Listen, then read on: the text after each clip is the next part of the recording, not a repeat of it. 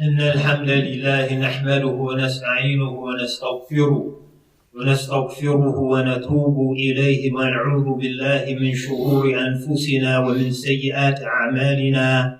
من يهده الله فلا مضل له ومن يضلل فلا هادي له، وأشهد أن لا إله إلا الله وحده لا شريك له، وأشهد أن سيدنا محمدا عبده ورسوله. يا أيها الذين آمنوا اتقوا الله حق تقاته ولا تموتن إلا وأنتم مسلمون.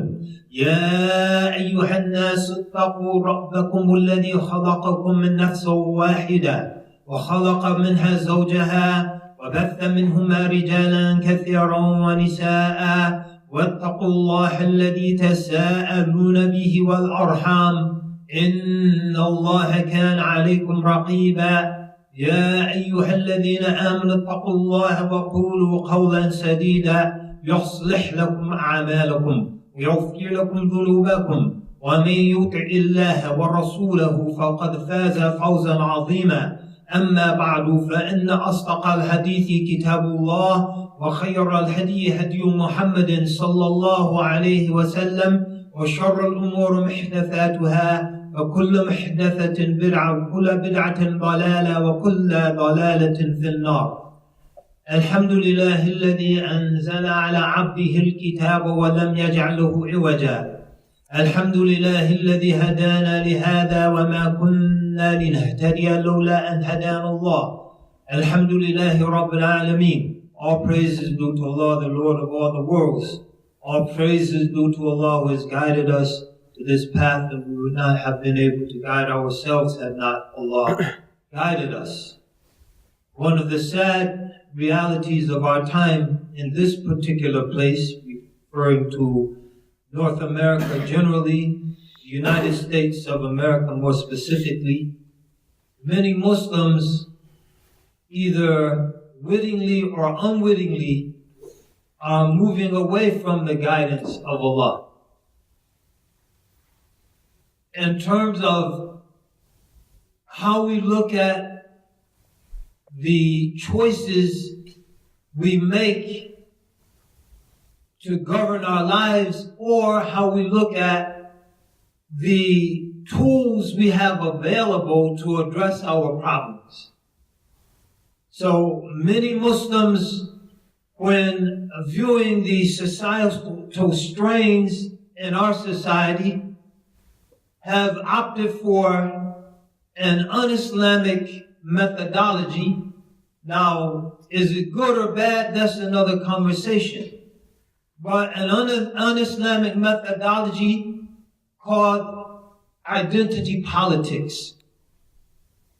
And not just identifying as Muslims, but in uncritical ways, identifying with other people and their struggles, as opposed to trying to understand the root of the problem and how Islam provides a unique tool set, or toolkit, probably more accurately, to address problems that have vexed this country since its founding. Right now we have a serious issue in terms of some people wanting to dismantle the state. Part of that being their resentment for what the state bestows upon others. So they're thinking, this is Tea Party thinking, that these people who haven't worked as hard as I've worked, who haven't suffered as long as I've suffered, who haven't dealt with the difficulties I've dealt with in terms of being in that space, not eligible for government benefits, but paying out for things such as college tuition that others are getting provided for, or similar realities. And the thinking is, well, I don't want my tax dollars going to these slackers. Of course, I do want tax dollars coming back to me, or Medicaid and Medicare, but I don't want it going to anyone else. And so we need to dismantle that. I've dealt with this pollution.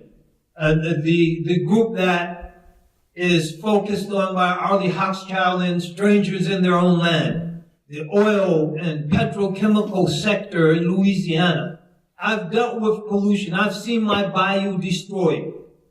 And the government didn't prevent it. The government was giving the tax breaks to the corporation.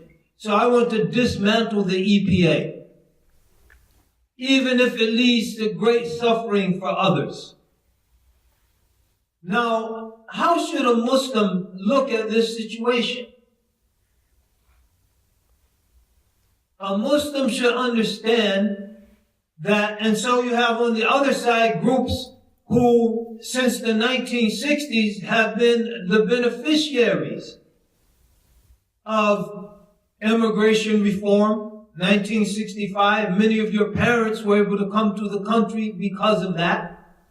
Beneficiaries of affirmative action, beneficiaries of colleges adopting ethnic studies programs to focus attention on their people, rightfully so. But a lot of these doors were opened by the government. And so you have people who want to preserve what they have. And on the other side, you have people who want to take what they have. And they perceive those folks as taking what they rightfully deserve. And in this competition, if you will, people's various groups become further and further, more and more alienated from each other. Islam has, and so this is the foundation for trying to establish a viable national community. And it's failing. No one will argue that it's working. I don't think. If they really know what's going on. For ignorance is bliss, 'tis folly to be wise. But if they're not ignorant to what's going on, I don't think anyone will argue that this foundation for moving this nation forward is working. So it behooves us as Muslims to look back at how that first Muslim community was formed and to see if we can extract from that insights into what this nation might need and what we as a community might offer it. So Allah subhanahu wa ta'ala mentions in the context of that first community and some of the critical elements that brought it together. He says, Azza wa Jal, وَالَّذِينَ تَبَوَّأُوا الدَّارَ وَالْإِيمَانَ مِنْ قَبْلِهِمْ يُحِبُّونَ مَنْ هَاجَرَ إِلَيْهِمْ وَلَا يَجِدُونَ فِي صُدُورِهِمْ حَاجَةً مِمَّا أُوتُوا وَيُؤْثِرُونَ عَلَى أَنفُسِهِمْ وَلَوْ كَانَ بِهِمْ خَصَاصَةٌ وَمَنْ يُوقَ شُحَّ نَفْسِهِ فَأُولَٰئِكَ هُمُ الْمُفْلِحُونَ. So Allah says that those who inhabited the abode, referring to the Ansar, Medina, يُحِبُّونَ مَنْ هَاجَرَ إِلَيْهِمْ. They love those who migrated to them. So there was an emotional connection that allowed them not to see these outsiders as possibly a foreign group that's going to take their resources or take their lands or take their businesses or take their jobs. But they saw them as their brothers and sisters in faith whom they loved. And so faith is a critical foundation, true faith, for bringing people together. And you can see this now. Identity politics has pitted the immigrant Muslim against the African American Muslim, and then vice versa.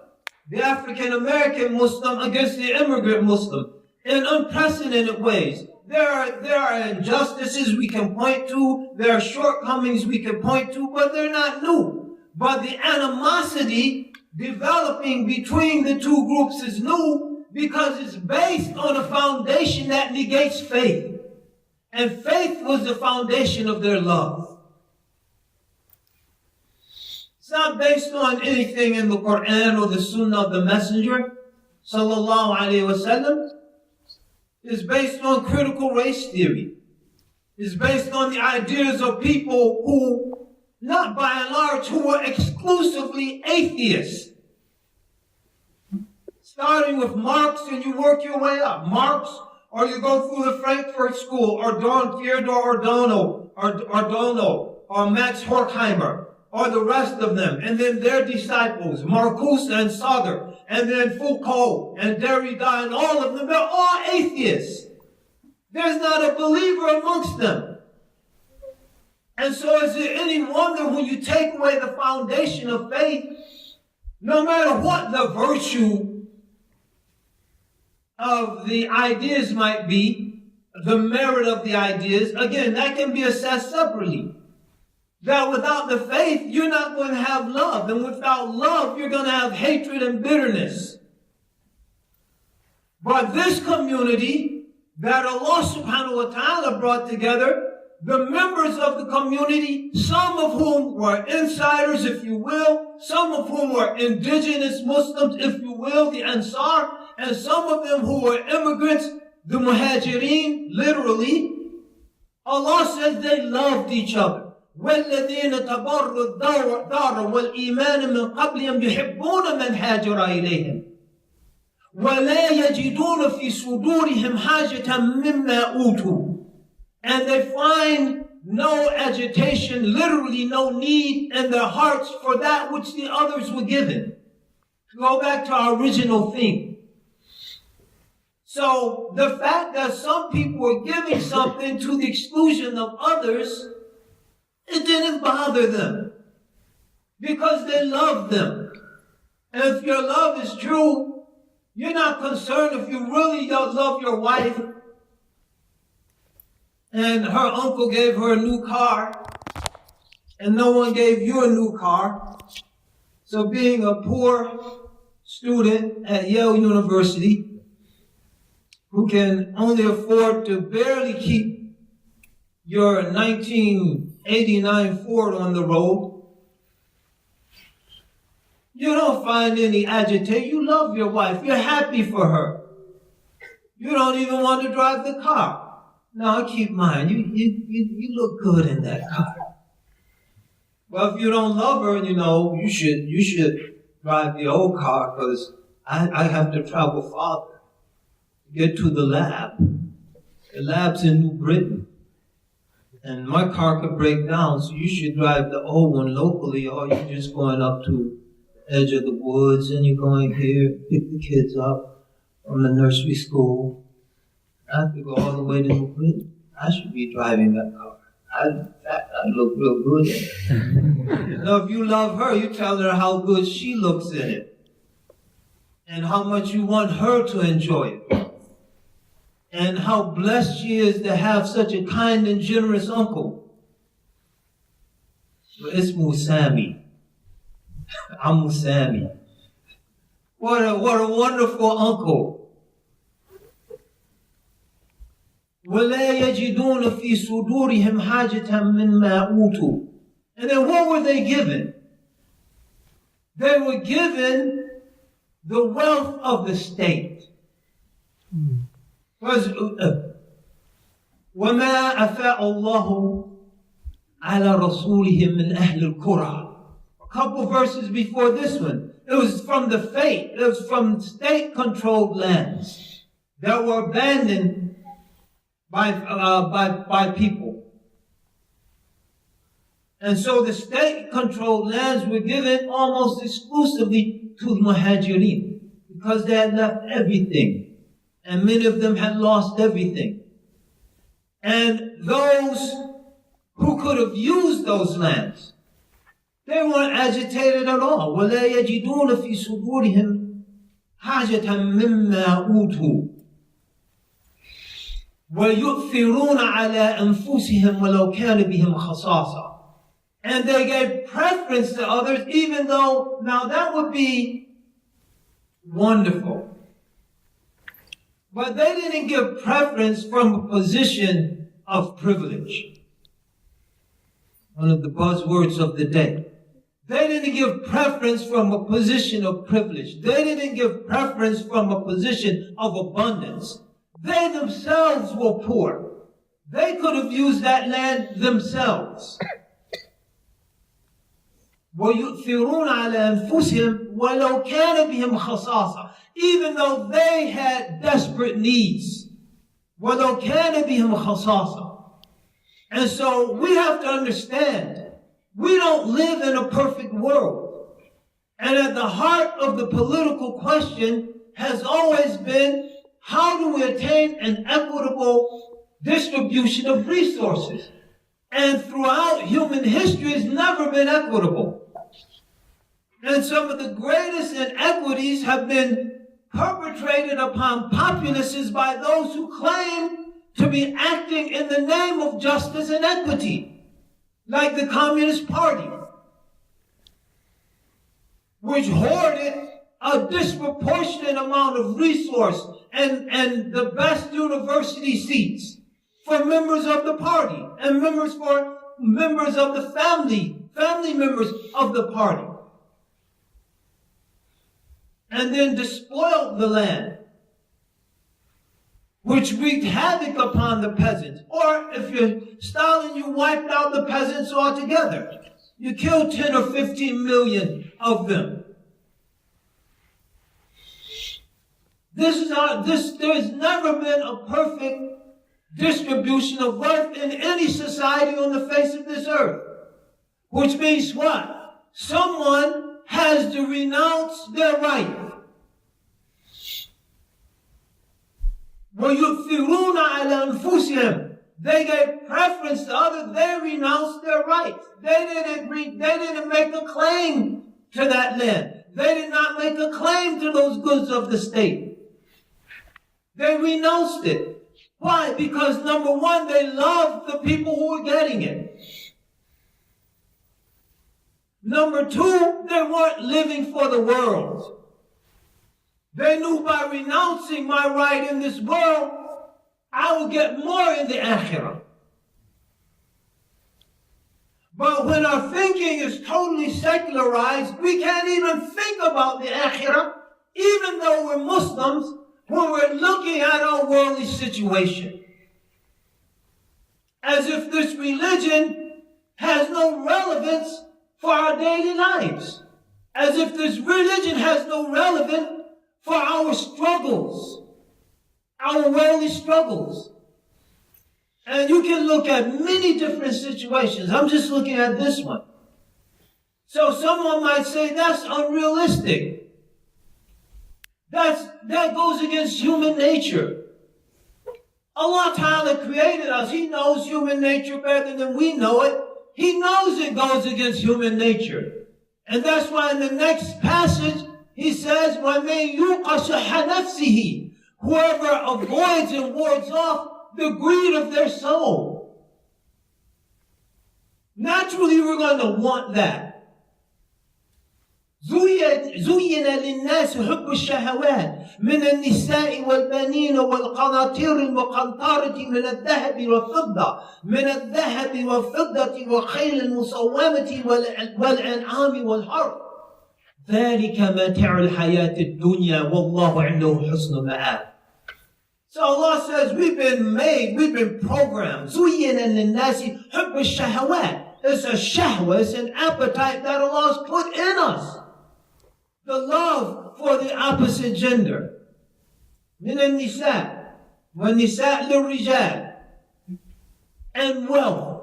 Not just wealth, lots of wealth. وَقَنَاطِيرِ مُقَنطَرَةٍ. And heaped up treasures. مِنَ الذَّهَبِ وَالْفِضَّةِ. Of gold and silver. وَخَيْلِ الْمُسَوَّمَةِ. And branded steeds. Beautiful. When you get really wealthy, you have horses. Generally, you never ride them. You buy a nice farm up in Litchfield County or upstate New York. And you buy a barn and you put a few horses in it. And if you're lucky and you're not so swamped with work, maybe once a year you can go up and look at your horses because you don't know how to ride them. But if you're really wealthy, you want horses. So Allah says gold and silver, وَالْخَيْلِ الْمُسَوَّمَةِ, and branded steeds, horses, beautiful horses. وَالْأَنْعَامِ, and cattle, وَالْحَرْث, cultivated fields. And then Allah says what? ذَلِكَ الْمَتَاعُ الْحَيَاةِ الدُّنْيَا. All of that is the wherewithal of this worldly life. So he's saying, that's good. And some of you will get that, but never forget, you're not living for that. You're living for what comes beyond this world. وَاللَّهُ عِنْدَهُ حُسْنُ الْمَآبِ. And with Allah is the best place of repose. This isn't the end. The end is with Allah. وَالْعَاقِبَةُ لِلْمُتَّقِينَ. And the end is for the righteous. So, what does Islam give us? It gives us a program to fight our nature. And it gives us a program to suppress our lusts. And some clever person will sick Freud on me at this point and say what the terrible consequences of that repression is. But the consequences are unimaginably good. وَأَمَّا مَنْ خَافَ مَقَامَ رَبِّهِ. As for one who fears the time they will stand before their Lord, وَنَهَى النَّفْسَ عَنِ الْهَوَىٰ, and they deny their souls the whims and caprices and lusts that assail it, فَإِنَّ الْجَنَّةَ هِيَ الْمَأْوَىٰ. Then paradise will be their final abode. فَإِنَّ الْجَنَّةَ هِيَ الْمَأْوَىٰ. But if we're not thinking about Jannah, and we're not thinking beyond this world, and all of our calculations, all of our formulations, everything that we use to assess our situation is worldly, and any other worldly considerations have been removed from it, we end up with what we have. We ask Allah to give us tawfiq. And we ask Allah, and then what finally? وَأُولَٰئِكَ هُمُ الْمُفْلِحُونَ. These are those who will succeed. These will be the successful. They'll succeed in this world because no matter what their worldly situation is, they'll be rich. They'll be wealth. إِنَّ الْغِنَى غِنَى النَّفْسِ. Because wealth is the richness of the heart. Wealth is the richness of the heart. And they will succeed in the next world. So we need to step back, generally speaking, maybe not anyone here, it's totally irrelevant, and begin to look at our situation from a different angle, a different viewpoint, and one that's truer to the foundations of our religion. Wallahu a'lam wal musta'an. وصلى الله على سيدنا محمد وعلى آله وصحبه وسلم تسليما كثيرا.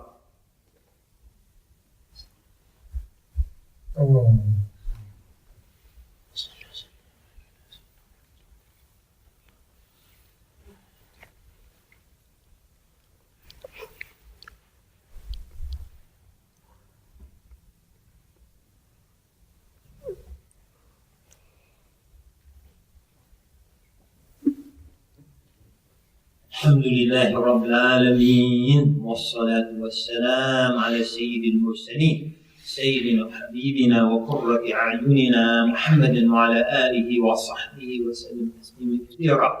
إن الله وملائكته يصلون على النبي يا أيها الذين آمنوا صلوا عليه وسلموا تسليما. اللهم صل وسلم وبارك على سيدنا وحبيبنا وقرة أعيننا محمد وعلى آله وصحبه وسلم تسليما كثيرا. الحمد لله الحمد لله الحمد لله الحمد لله. Allah subhanahu wa ta'ala has blessed us with Islam. Imam Ali radiallahu anhu, karramallahu wajhah, he mentioned in one of his sayings Allahumma salli. إن من نعيم الدنيا إن من نعيم الدنيا أن يكفيك الإسلام نعمة. That from the blessings of this world is that Islam suffices as a blessing. إن من نعيم الدنيا أن يكفيك الإسلام نعمة. That from the blessings of this world, Islam suffices as a blessing. We've been blessed.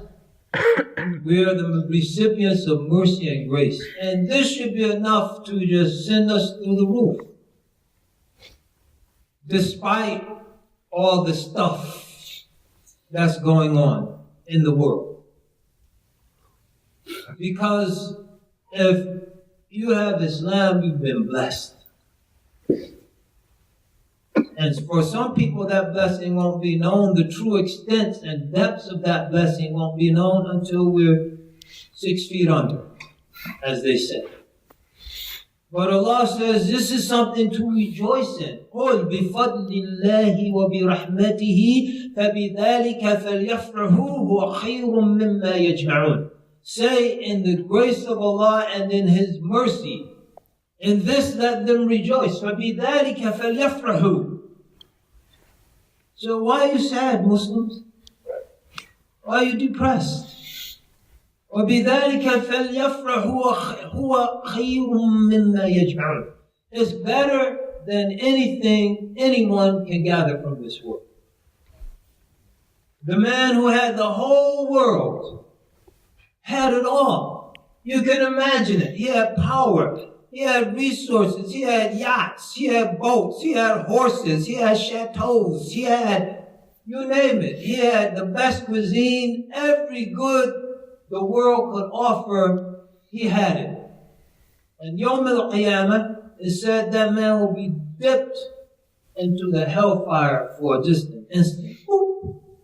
And then he will be asked, have you ever experienced any good in the world? La wallahi la. No, I swear by Allah. No. So what did it all mean? On the other hand, the man who had nothing, the most wretched person, the man was afflicted with disease, the man was afflicted with poverty, the man faced calamities and tribulations, death, and you name it, he faced it. But he was patient. He was a believer. Yawm al-Qiyamah, he'll be dipped into Jannah for an instant. Boop. Just an instant. Quicker than that. Quicker than you could say. Boop.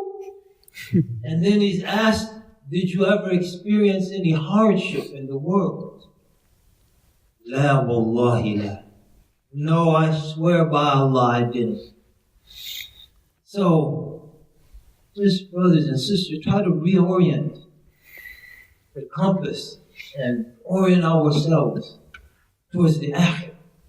Not saying give up the world, renounce the world. No, strive, struggle, work, sacrifice in the world. But understand that if all that work and all that struggle and all that effort doesn't translate into enhancing our worship of Allah for those blessings, to be able to engage in those efforts and make those struggles and do that work and contribute that good to society, doesn't make us more thankful to Allah. And if it doesn't empower us to serve His servants, ibadah wal khidmah. That's the human project. Worship and service. Then we need to reassess the value of it. Allah give us tawfiq. Allah bless us to patiently persevere. May Allah Ta'ala bless us to keep our eyes on the prize. May Allah Ta'ala, as we say, orient us towards Jannah. May Allah bless us to heed the words. Again, another saying of Imam Ali, something attributed to Imam Ali radiallahu anhu, karramullah wajhah. الدنيا وراءكم ارتحلت الدنيا وراءكم مدبرة. The world is behind you and it's moving away from you. It's like this, you'll never catch it. ارتحلت, the dunya is moving. وراءكم, behind you, مدبرة, and it's moving away from you. والآخرة ارتحلت الآخرة أمامك مقبلة. And the akhirah is in front of you, moving closer to you. We'll never escape it. وَلِكُلٍّ مِّنْهُمَا أَبْنَاءٌ. And each of the two has their children. فَكُونُوا مِنْ أَبْنَاءِ الْآخِرَةِ وَلَا تَكُونُوا مِنْ أَبْنَاءِ الدُّنْيَا. Be from the children of the akhirah, don't be from the children of the dunya. اللهم اغفر للمسلمين والمسلمات والمؤمنين والمؤمنات الأحياء منهم والأموات. ربنا لا تزغ قلوبنا بعد إذ هديتنا وهب لنا من لدنك رحمة إنك أنت الوهاب. ربنا أفرغ علينا صبرا وثبت أقدامنا وانصرنا على القوم الكافرين. ربنا أفرغ علينا صبرا وثبت أقدامنا وتوفنا مسلمين واعف عنا واغفر لنا وارحمنا أنت مولانا فانصرنا على القوم الكافرين.